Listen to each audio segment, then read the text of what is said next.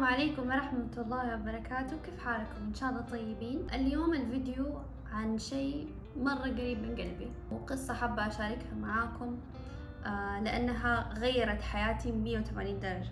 يمكن قد شفتوا قبل كده إني أشارك رسمات وأحط هاشتاج critical role ودائما أتكلم عن critical role I'm just all over the place critical role. يمكن في بعضكم ما يعرف شو هو، أكيد في بعضكم ما يعرف شو هو، لكن اليوم حبيت أشارك معكم كيف برنامج يوتيوبي مرة بسيط غير حياتي completely. كبداية أبغى بس أشرح لكم هي اللعبة عبارة عن إيش. هو برنامج يوتيوبي ناس قاعدين يلعبوا لعبة اسمها Dungeons and Dragons، يعني تنانين ومناجم. اللعبة basically تعتمد على القصة والخيال والتمثيل وشوية حظ لأنه فيها زهر. واللعبة ما فيها أي فيجوالز، يعني ما فيها أي فيديو، ما فيها حتى بورد، ما في شيء تشوفوه عشان تعرفوا أنتوا فين أو العالم حقكم فين. كله يعتمد على القصة. Oi, you there, boy. As you glance over, you see walking down the street what appears to be two teenage boys kind of huddled together. Wearing drab ankle-length cloth robes. One of them has what looks to be some sort of a purple shawl over the shoulders. The other has a hood up. And they're both carrying what looks to be small satchels of fruit. مجرد ناس يجلسوا ويلعبوا ويعتمدوا على خيالهم. كل واحد يتقمص شخصية ويلعبها ويلعب على أساس إنه هو هذه الشخصية وياخذ قرارات على أساس إنه خلاص هو في مخه. فنرجع تاني لكريتيكال رول. هم عبارة عن مجموعة أصحاب بيصوروا نفسهم وهم بيلعبوا اللعبة دي. Hello everyone, and welcome to tonight's episode of Critical Role, where a bunch of us nerdy-ass voice actors sit around and play Dungeons and Dragons. والأصحاب دول ممثلين صوت، في منهم ممثلين أو أتوقع كلهم ممثلين صوت، وفي منهم مرة مشاهير. هم من قبل ما يبدأوا يصوروا البرنامج ده كانوا يلعبوا في بيتهم عادي.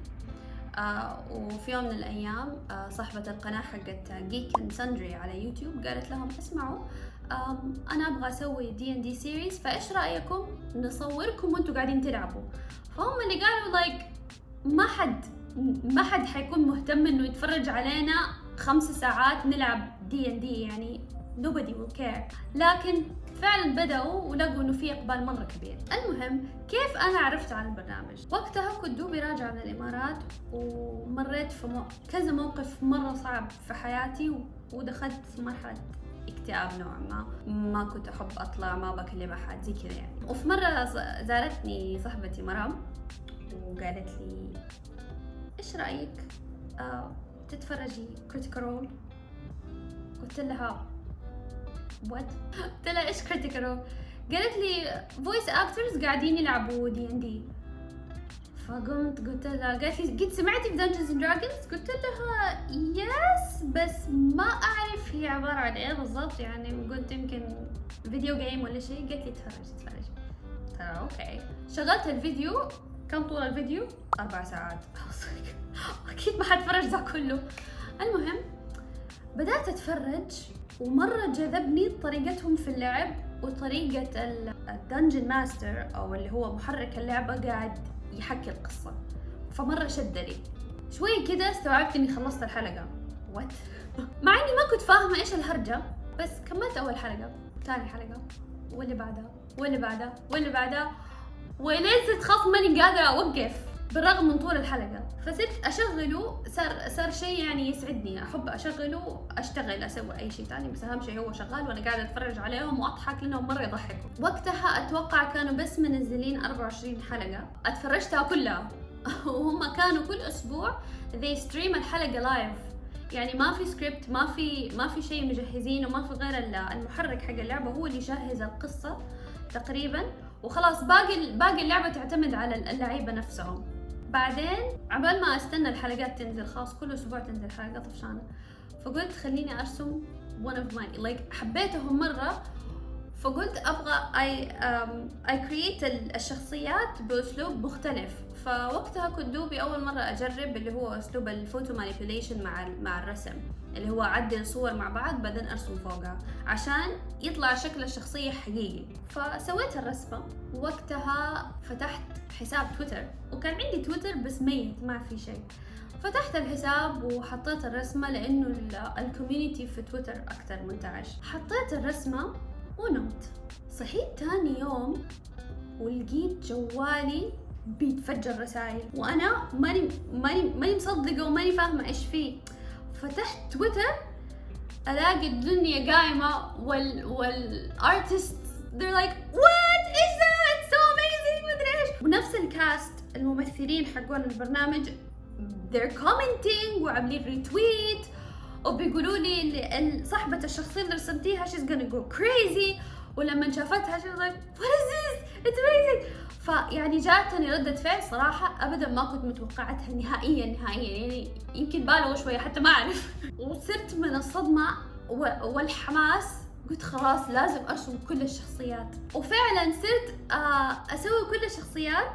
بدأت أسويهم وصرت حتى اي ستريم البروسيس لايف على تويتش. سويت حساب في تويتش وصرت أرسم والناس تتفرج و they're live with me ويدوني اقتراحاتهم. مدري مرة بسطة. ومنها صرت أحط باقي الرسمات على تويتر، وبدأت أتفاجأ إنه صارت تجيني إيميلات ناس بيطلبوا مني أرسمهم بنفس الطريقة أو أرسم شخصياتهم or whatever.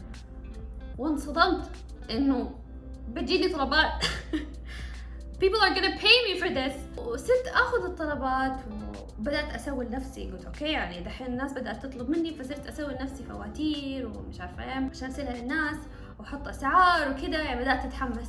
ديك الفترة هذا كان تقريبا عدى 1.5 سنة من رجعتي من الامارات، ووقتها بدأت اتوظفت. مع الطلبات بدأت تزيد، فلمدة كم شهر صرت ما يمديني بعد ما ارجع من الدوام اشتغل. فصرت ايش اسوي؟ انام الساعة 8 بالليل، اصحى 1 الفجر، اشتغل on my commissions الين الساعة 8 الصباح، بعدين اروح الدوام. فما قدرت، ما تحملت، مرة تعبت. بعد كم شهر خلاص تعبت. وقتها بدأت تزيد الطلبات لاني مرة اتحمس لما يجيلي طلب ما اقدر اقول لهم لا. بس بعدين وقتها كنت تقريبا صار لي في الشركة 2.5 ماني فاكرة شيء زي كذا. رحت لمديري قلت له اسمع انا والله مرة احبكم وانتم مرة غيرتوا فيها كثير، بس انا I have to go.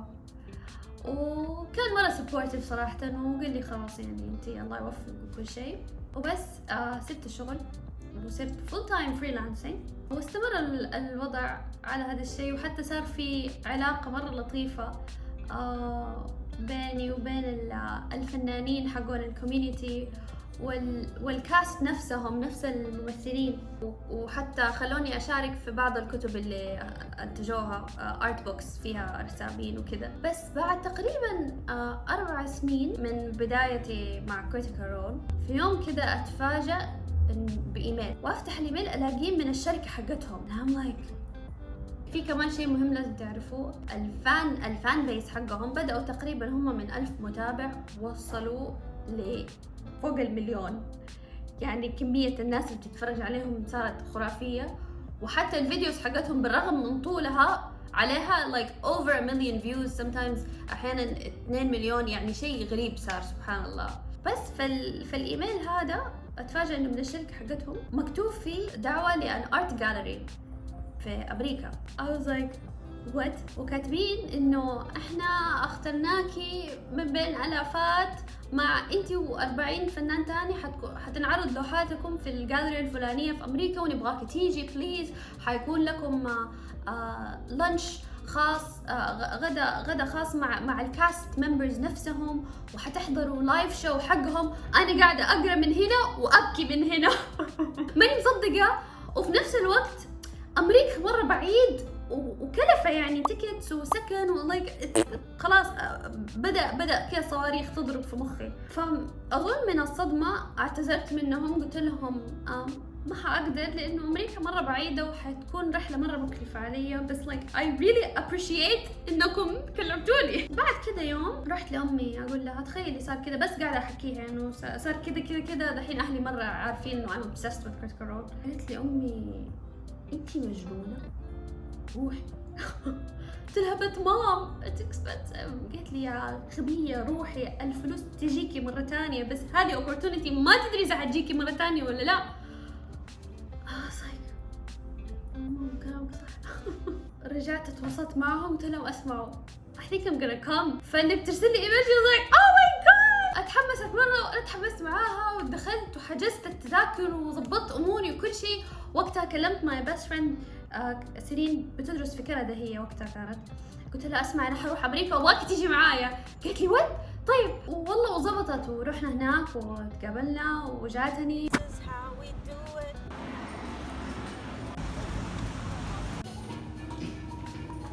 ايش بتسوي؟ تاكلين باص. حضرت الجاليري. طبعا اول ما دخلت الجاليري انا دحين هذا كله وانا كذا ماني مصدق ايش بيصير. دخلت واول ما شفت وكذا قاعده اوقع اسمي عند الدخول، بعدين رفعت راسي الاقي واحد منهم واقف وانا دموع وهو يبكي معايا ويحضني كليته اوكي. I can't believe I'm here. حرفياً بموت.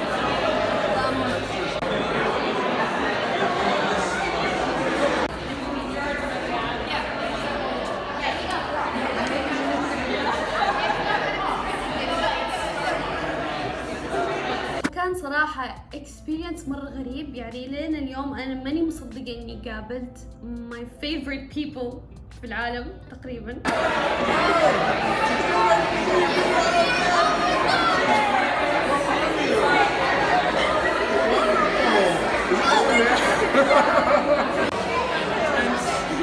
They have literally just taken pictures of Anita with people and grabbed her right. I feel really bad. There's like so much of my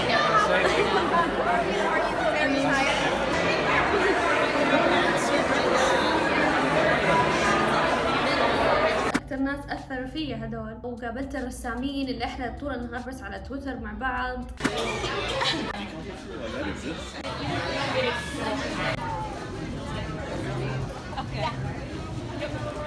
كان مرة غريب. فكانت هذه أول تقريبا ساعة من الجاليري عاملينها بس للفنانين، وبرا تشوفوا الطوابير حقون الحضور موقفينهم عشان يفتحوا لهم المعرض بعد ما نخلص. الغريب إنه عرفوني بدون ما يعني كان مرة غريب لأنه الكوميونيتي كبير أوكي. بس they recognized me، عرفوني بدون ما حتى أعرف عن نفسي إنه hey أميرة. I was like أنتوا تعرفوا أنا مين؟